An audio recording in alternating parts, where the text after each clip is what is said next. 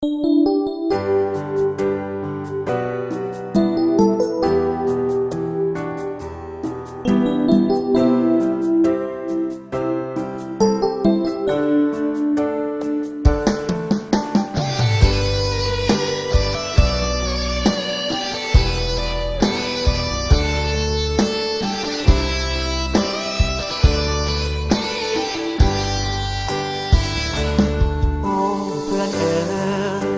าเคยร่วมสถาบัน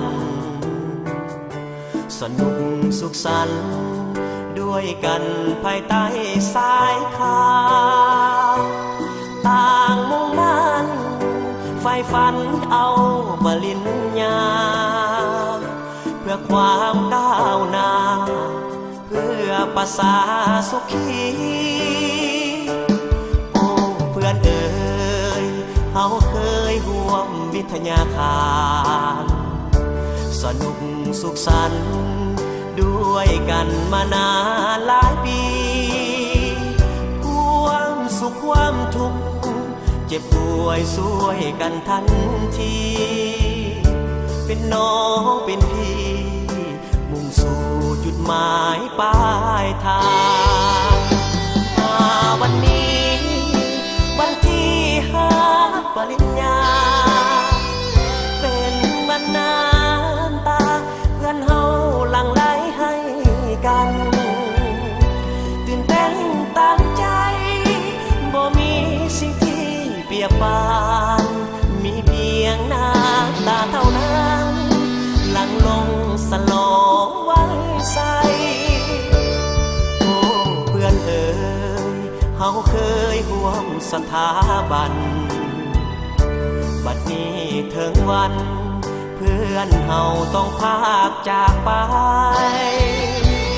ก่อนกายห่างทุกอย่างจงฝังในใจอยู่แห่งหนใดเพื่อนเอ๋ยอย่าได้ลืมกัน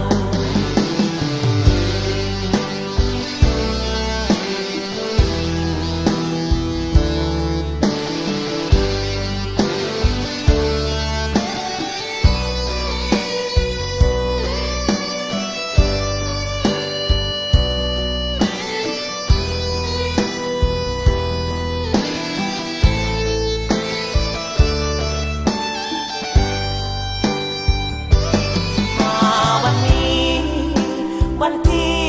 5 ปริญญาเป็นวันน้ำตาเพื่อนเฮาหลั่งไหลให้กัน